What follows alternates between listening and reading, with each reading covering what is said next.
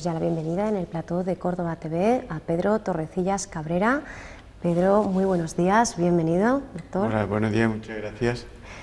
Pedro, pues doctor responsable del Centro de Urología, Andrología y Sexología y vicepresidente de la Sociedad Internacional de Criocirugía. Pedro, declaraba usted en una entrevista concedida a Diario Sur que no habría sido feliz en otra profesión y sin embargo su llegada a esta vocación tuvo su parte también de azaroso, ¿no? De alguna manera se vio envuelto en ella. Sí, así es. Fue una casualidad de la vida el que yo me viese envuelto en la medicina y concretamente porque un compañero me comentó que estaba yendo a clase de embriología y le pregunté qué significaba aquello y dice, pues que de un espermatozoide y un óvulo nace un ser nuevo. Le acompañé a clase y allí me quedé. Con esa clase de embriología, efectivamente, a cargo del catedrático de anatomía, José María Suárez Núñez, ese primer acercamiento que sería ya el definitivo, porque según le hemos leído en alguna ocasión, en alguna otra entrevista, dice usted que él recibe mucho más de los pacientes de lo que les puede dar, ¿no? Yo recibo muchísimo más, infinitamente más, y soy feliz con ello. Y por eso, Pedro, pues me imagino que podemos hacer extensible, ¿no?, este agradecimiento, esta reciprocidad a iniciativas como la Asociación Sonrisa de Lunares de Córdoba, a la que tenemos que dar las gracias por haber hecho posible esta entrevista, a ella y a su presidente, Luis González. Por supuesto que sí. Luis, yo soy un incondicional de Luis y de la Sonrisa de Lunares, porque yo fui médico de María Ángeles y María Ángeles está muy dentro de mi corazón. María Ángeles fue una persona entrañable, maravillosa. La conocí poco tiempo, pero el poco tiempo que la conocí me llenó completamente. María Ángeles, conocida para los amigos, los familiares como Michele, que ha hecho posible con su lucha, su coraje, su historia, pues este bellísimo proyecto, ¿no?, que es pues seguir dibujando sonrisas. Efectivamente. Y además era sonrisas de maravillosa lunares. Y está haciendo una labor maravillosa. Bueno, Pedro, pues queremos conocer mejor esta investigación suya, todos los grandísimos avances que han tenido lugar en esa sociedad internacional, por una parte, también en ese centro creado en el año 81, que por cierto pues ha sido pionero en múltiples técnicas de diagnóstico y tratamiento, primeros en Andalucía y segundos en Europa, en el uso de ecografía transrectal para el diagnóstico de enfermedades de próstata, en la utilización de hipertermia para patologías prostáticas o en el sistema TUNA para la hiperplasia benigna de la próstata. Y ese es el principio, ¿verdad?, de un larguísimo inventario que no habría sido posible, por un lado sin la profesionalidad, el afán de superación, pero por otro también, Pedro, sin esa ilusión del comienzo, ¿no? Por supuesto. La ilusión es importante al comienzo, después y al final. La ilusión siempre es importante. Claro que sí.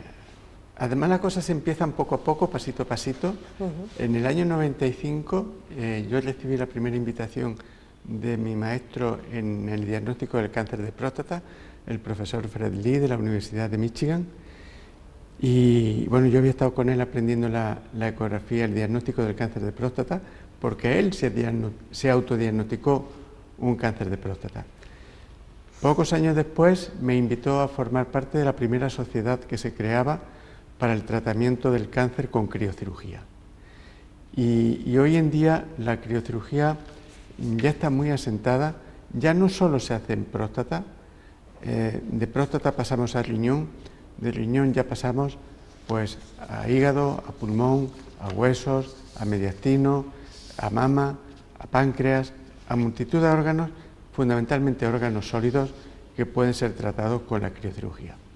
La criocirugía es matar el cáncer con frío, matarlo a muerte, destruirlo a muerte con frío, con temperaturas de menos 192 grados centígrados. Efectivamente, bueno, pues hablaremos mucho de esos nuevos hitos, de esos nuevos pasos que como vemos se están dando en este campo. Y bueno, es decisivo, evidentemente determinante en esta contienda a favor de la vida, poner la luz al servicio del hombre, Pedro. y es que nos referimos pues a ese encuentro que va a tener lugar los días 12, 13 y 14 de mayo en Cáceres, una cita con la esperanza, un coloquio internacional que reunirá a algunos pues, de los máximos expertos de todo el mundo y que organizan el Gobierno de Extremadura y la Academia Europea de Ciencias, Artes y Letras, AESAL, a la que pertenecen pues, hasta 60 laureados con el Premio Nobel en diferentes áreas. Sí, es un orgullo, es un reto muy importante, porque delante de mí hablan 4 premios Nobel. Luc Montagnier, premio Nobel que descubrió el virus del SIDA, participa también Theodor Hansch, Claude Cohen-Tanadouy, muchísimos premios Nobel, Carlos Riva, muchísimos premios Nobel que van a hacer una reunión muy interesante. La gran importancia es que el anterior conferenciante a mí, el profesor Bruce Butler, que le dieron el premio Nobel en el 2011 por la inmunidad innata, se lo dieron junto a Theodor Hansch, a Raphael Steinmeier, que fue el descubridor de las células dendríticas. Nosotros empezamos en el año 2003 a trabajar de forma experimental en un ensayo clínico que se hizo en Manila, el llamado Proyecto Manila, con las células dendríticas. ¿Qué son las células dendríticas? Las células dendríticas son las células blancas de nuestro organismo, presentes en muy poquita cantidad en nuestra sangre y que solo aparecen cuando hay una agresión externa. O sea, si tú tomas un huevo, una ensalada, una comida en malas condiciones, tu organismo detecta que ha entrado algo extraño y va a provocar fiebre, va a provocar vómitos y diarreas para tratar de eliminarlo. Pero en el cáncer no ocurre eso.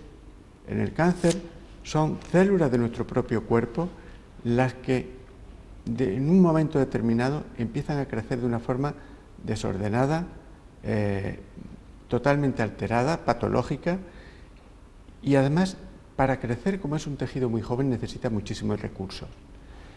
Tiene tantos recursos que va dejando al resto de nuestro organismo sin ellos. Y al final la persona muere porque el cáncer lo ha invadido. Bueno, pues el profesor Steinmeier se trató él mismo con esa vacuna que nosotros estamos, o esa autovacuna, ahora aclararé el término de vacuna, con esa autovacuna que él mismo se preparó porque él tenía un cáncer de páncreas. Y el día que le comunicaron que había obtenido el premio Nobel, murió de su cáncer de páncreas después de haberse tratado durante muchos años con él. Te comentaba que el término vacuna es erróneo. O sea, vacuna contra el cáncer solo existe una, la vacuna del virus del papiloma humano. Es la vacuna que se le pone a las niñas para que no lleguen a padecer el cáncer de cuello de útero. Esa es realmente la única vacuna. Lo demás, que llamamos autovacunas, realmente es un tratamiento inmunoterápico. Nosotros hacemos tratamiento crioinmunoterápico, es decir, destruimos el tumor con frío y además le aplicamos la célula dendrítica procedente del mismo paciente para que le ayuden a luchar contra el cáncer. Esa es la base del tratamiento del cáncer para no tener que utilizar tantísimos quimioterápicos que al final pues hacen un beneficio al paciente, pero es un beneficio limitado. Es el propio paciente, son sus propias defensas las que tienen que lograr destruir el cáncer. Una ayuda, un avance que se ha ido extendiendo gracias al centro. Antes hablábamos de esos episodios, pues de esos pasos hacia adelante siempre. La expansión de intervenciones desde el año 2002 no se ha detenido, llegando hasta países como Italia, Alemania o el Reino Unido, operando también en diferentes clínicas de España y muy ayudados, Pedro, pues por esa unidad móvil que se ponía en marcha a partir del año 2003. Sí. Importantísimo llegar a todos los rincones donde sea posible. Sí, ¿no? Sí. La ventaja de la criocirugía y lamento, trataré de todas formas dejar el pequeño vídeo que traía para que se pudiese observar, es que nosotros colocamos unas agujas que llevan un gas que no toca al paciente. Eso es muy importante que se sepa. La aguja tiene un doble circuito por dentro en el que el gas argón, que es un gas noble, entra por un extremo de la aguja y sale por el siguiente, y como entra a una presión altísima de 300 atmósferas, se produce una descompresión y se hace una bola de hielo. Bola de hielo que baja la temperatura a 193 grados bajo cero. Eso provoca la destrucción del tejido canceroso donde nosotros colocamos esas agujas. Esas agujas se controlan en todo momento bajo control, siempre o con la ecografía en el caso de la próstata o en el escáner en el caso de los demás tumores. La mayor parte de ellos lo podemos hacer incluso con anestesia local. Yo diría que un 95%. Esas agujas van a ir colocadas de tal forma, de tal situación, que van a hacer una gran bola de hielo que va a permitir destruir el tejido sin dañar a los tejidos que le rodean. Nosotros, por ejemplo, hicimos en junio, ahora va a hacer 2 años, un cáncer de una paciente de Granada que tenía un cáncer en la piel, en el tórax, y que le llegaba hasta el corazón después de haberle hecho una radioterapia muy intensa por un cáncer de mama. Esta señora tenía lo que se llama un sarcoma radioinducido. Bueno, pues es una señora con 50 y pocos años, no se podía operar porque el tumor estaba tocando el corazón, no se podía hacer radiofrecuencia, por supuesto ya estaba súper irradiada, pasada de radiaciones, no se podía hacer radioterapia. La opción de esta señora habría sido esperar a morir a que hubiese entrado dentro del corazón el cáncer. Nosotros hicimos una criocirugía y la señora se marchó a su casa al día siguiente sin problemas y la seguimos viendo en sus visitas rutinarias y se encuentra perfectamente. Estas satisfacciones son lo que nos ayudan a seguir luchando y a seguir en primera línea de investigación y de trabajo. Nosotros vamos a empezar ya con la vacuna de células dendríticas. Hace muy pocas semanas salió una noticia en la prensa y en la televisión que en el Reino Unido ya habían tratado a un paciente, actor de teatro, que tenía un tumor cerebral porque le habían hecho un tratamiento con células dendríticas, una vacuna, entre paréntesis vacuna, con células dendríticas, y el paciente estaba ya empezando a trabajar en el teatro. Bueno, pues nosotros empezamos ya con un laboratorio que hemos concertado, porque son laboratorios muy especiales. Hay muy poquitos laboratorios en España que estén capacitados para esto y que tengan permiso. Hoy en día realmente solo existen 2.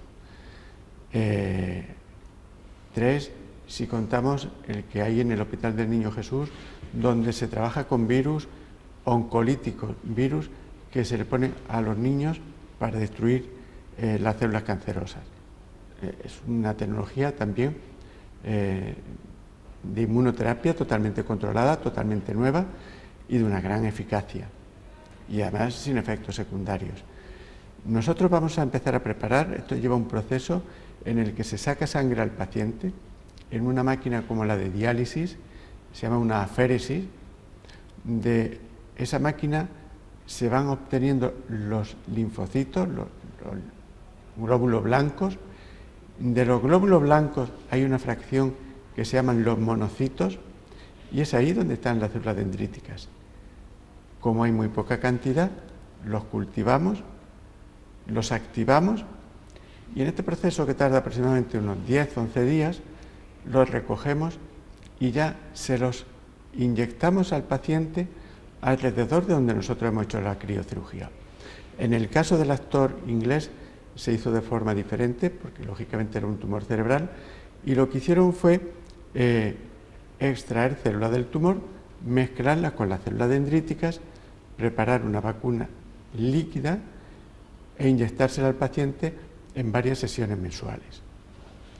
nosotros, como la ventaja de la criocirugía es que al romper la célula crea ya los anticuerpos contra el tumor, hacemos la criocirugía e infiltramos esa autovacuna, como digo, entre comillas.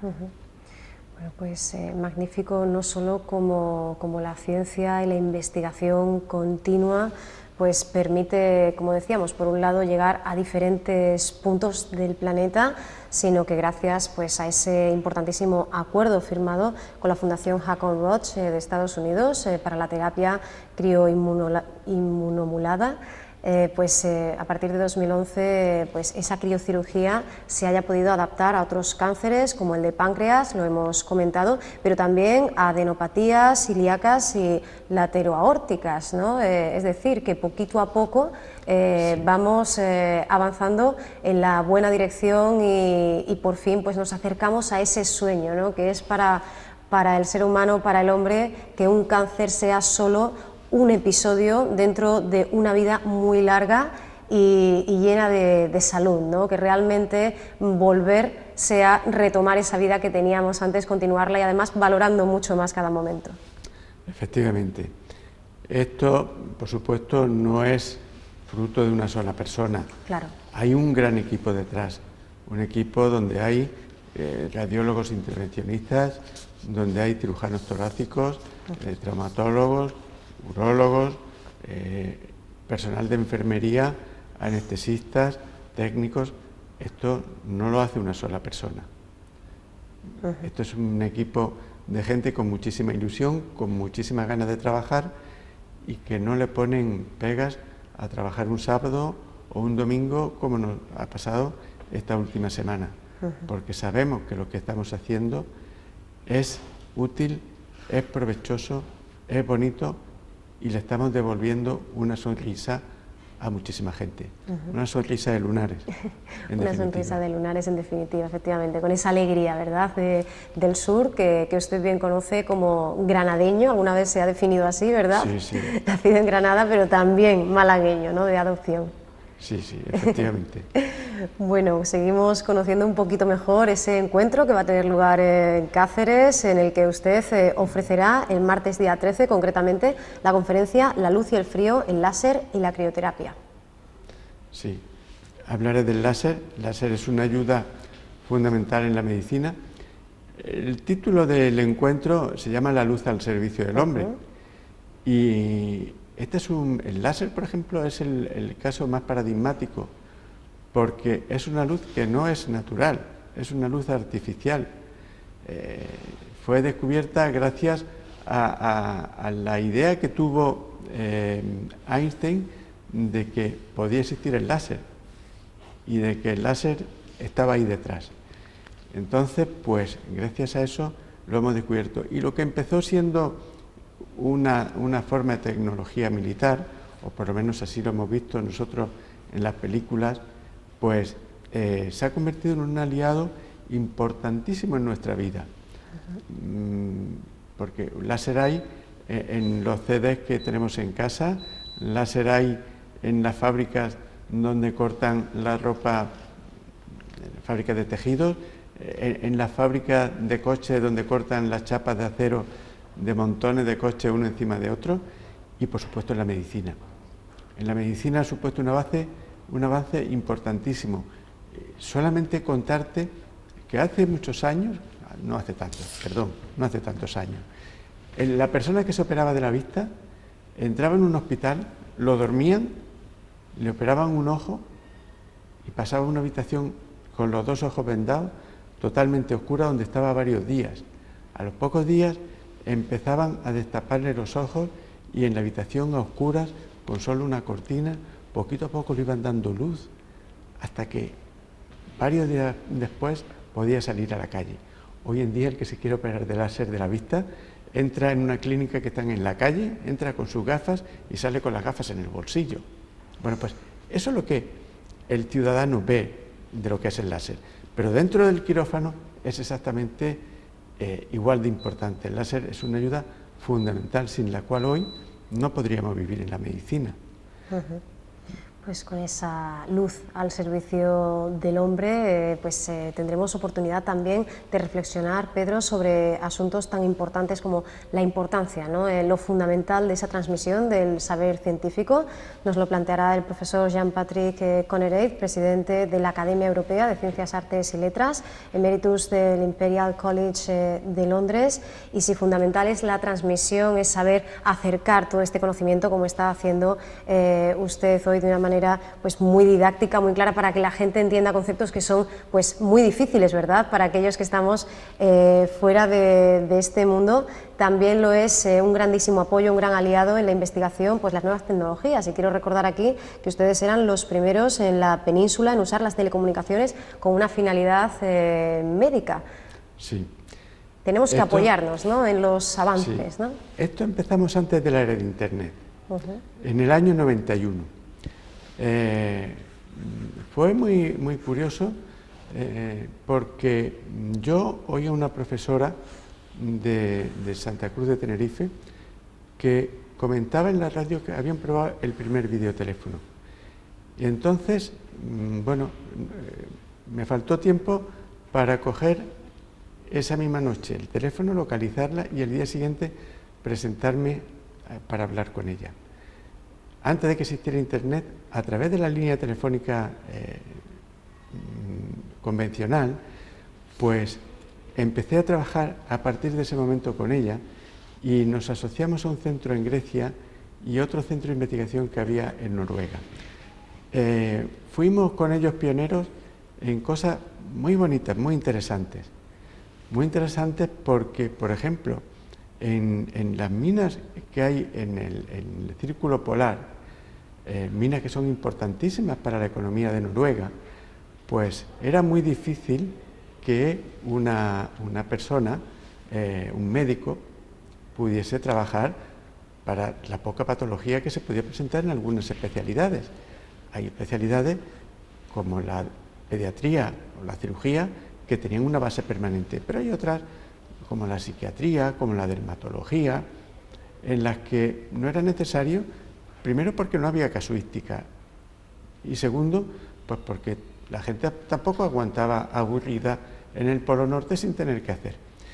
Y entonces empezamos con ellos a trabajar en este proyecto en el que se tenían las consultas a través de teléfono y de los primeros módem, que ahora te contaré una anécdota curiosa. Y a través de ese sistema se empezaron a tener las primeras teleconferencias, las primeras consultas médicas. Y fue un éxito y se sigue haciendo todavía. O sea, fuimos los precursores en aquel momento, modestamente, de lo que hoy en día es el Skype, pero científicamente.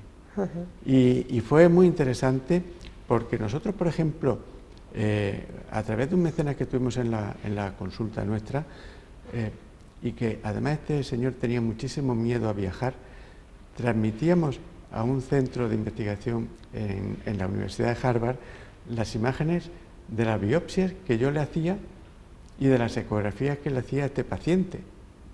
Fue una época realmente apasionante.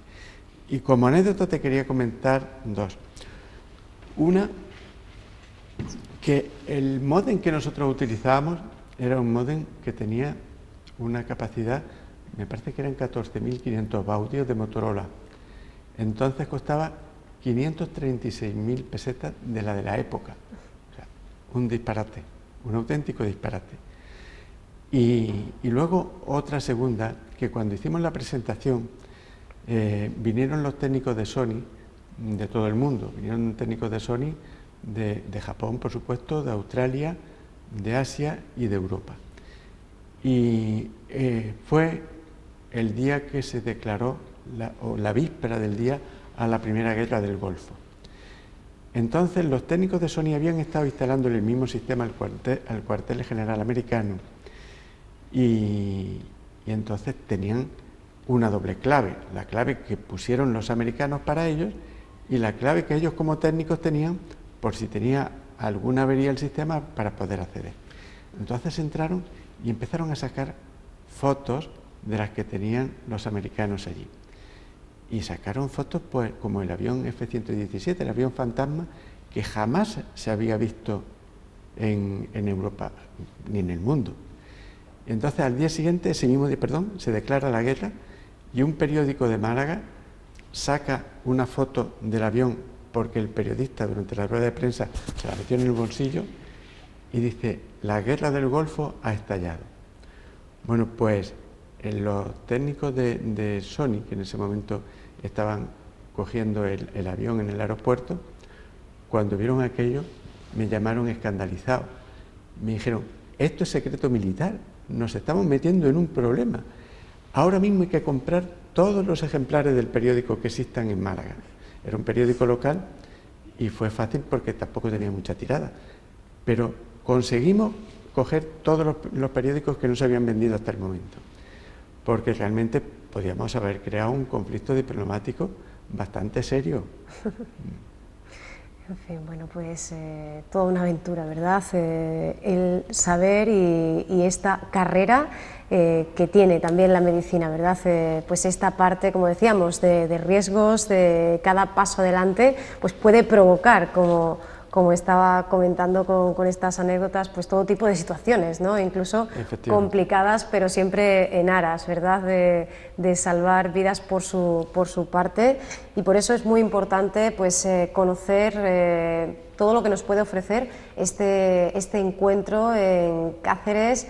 Nos va a hablar de los nuevos desafíos de la medicina, de la internacionalización en Europa, del futuro del viejo continente y cómo puede pues, coexistir, cómo puede alimentarse recíprocamente, mutuamente, con, pues, por ejemplo, con Iberoamérica, e incluso aprovechando a partir de esa fuente de energía que es el sol, reubicar pues, disciplinas, campos, ciencias como la astronomía por un lado, las matemáticas por otro, porque incluso va a haber un espacio para la bioética, en el centro de esa mesa redonda de la primera jornada, ¿no? De manera transversal, la medicina toca absolutamente, si no todas, casi todas las áreas. Sí, la ciencia lo toca todo y por supuesto la bioética es fundamental en nuestra profesión, donde también se dan casos contados, afortunadamente no muy numerosos, pero de problemas que rozan también con el problema de la ética profesional. Tampoco olvidaremos en este encuentro pues, el futuro, el presente médico, la proyección en los países emergentes. Desde Cáceres vamos a mirar a todo el planeta, siguiendo con esa filosofía del centro al que usted representa, del que hablábamos hace un momento, que tiene ya más de 30 años de actividad. Sí, uno de nuestros colaboradores y amigos, que además es el descubridor de la criosonda, de las agujas que utilizamos nosotros en la intervención, es el profesor Boris Rubinsky, que está en Los Ángeles. El profesor Rubinsky pasa 6 meses en Los Ángeles y otro en Berkeley, y otros 6 meses en Jerusalén. Y en Jerusalén tiene un centro que además lo patrocina él, lo financia él de su propio dinero, donde tiene judíos, cristianos, árabes, palestinos e incluso personas provenientes de África. Es un centro muy importante donde la sagacidad, donde la inteligencia, donde la capacidad del profesor Rubinsky ha descubierto además otra tecnología que nosotros vamos a implantar próximamente, que es la electroporación irreversible, que sirve para destruir tumores conservando los vasos y los nervios. Esta técnica, que está en sus comienzos, tiene un gran futuro también. Un gran futuro sobre todo en determinados tumores, como por ejemplo el páncreas, o como por ejemplo en determinados tumores cerebrales. Pues como te decía, el doctor Rubinsky es un gran observador. Él observó que, por ejemplo, en México, donde él suele ir algunos fines de semana, pues había muchísimas mujeres con cáncer de mama y las mujeres no se hacían mamografías. La incidencia, la tasa de enfermedad, de incidencia y de muerte, de mortalidad, son altísimas. Y a él le llamó la atención que las mujeres no se hacían mamografías pero sin embargo todas las mujeres tenían un teléfono móvil. Y él ha inventado un sistema que es como una especie de copa de sujetador que se aplica en la mama, se conecta directamente al teléfono móvil, se marca un número y ese móvil transmite a través de la línea telefónica una señal parecida a los primitivos ecógrafos que nosotros utilizábamos en los años 70 a este centro de investigación. Y ese centro lo que hace es intercambiar las imágenes, cambia lo que son como los códigos de barras, líneas, rayas y puntos, lo cambia en una imagen como la de una ecografía. Y gracias a eso se pueden llegar a diagnosticar infinidad de cánceres de mama en infinidad de mujeres que no tienen acceso o porque viven lejos o porque no están educadas para ello, pero a las que se les va a salvar muchísimas vidas. De hecho, existe ya un posible proyecto para implantarlo también en la India, donde también existe una situación muy parecida. Todo el mundo, todo el tercer mundo puede beneficiarse de las nuevas tecnologías que se están desarrollando para diagnosticar precozmente estas tremendas enfermedades. Y en pos de alcanzar, ¿verdad?, esa solución, esa respuesta a una enfermedad que puede ser tan difícil, que evidentemente pues supone un trance para cualquier persona que la padece, no solo para el paciente, sino para sus seres queridos. Pues con esa finalidad, como decimos, se va a producir este encuentro de la luz al servicio del hombre el próximo mes de mayo. Y por eso, mientras tanto, continúa, Pedro, el trabajo de este centro que hace posible lo que hace muy poquito podía pensarse que es casi un milagro, y no. La ciencia pues puede proveernos, ¿verdad?, de esa puerta abierta, de ese haz de esperanza. Muchísimas gracias por habernos acompañado, Pedro, y por habernos pues iluminado hoy la mañana. Seguro que muchas personas que nos están viendo pues recibe como agua de mayo, nunca mejor dicho. El encuentro es en mayo, aprovechamos para recordarlo. Estas noticias, estos avances y este compromiso por parte de la comunidad médica y de uno de los principales expertos en criocirugía, como es el doctor Pedro Torrecillas Cabrera. Muchísimas gracias. Muchas gracias a vosotros por permitirme y darme esta oportunidad de estar aquí con vosotros. Y si alguna persona tiene cualquier problema o quiere consultarnos, puede preguntar en la Asociación Sonrisa de Lunares o puede llamarnos a Málaga por teléfono al 952 221700 y encantado pues prestaremos la ayuda que esté en nuestras manos y que sea posible dispensar. Muchísimas gracias.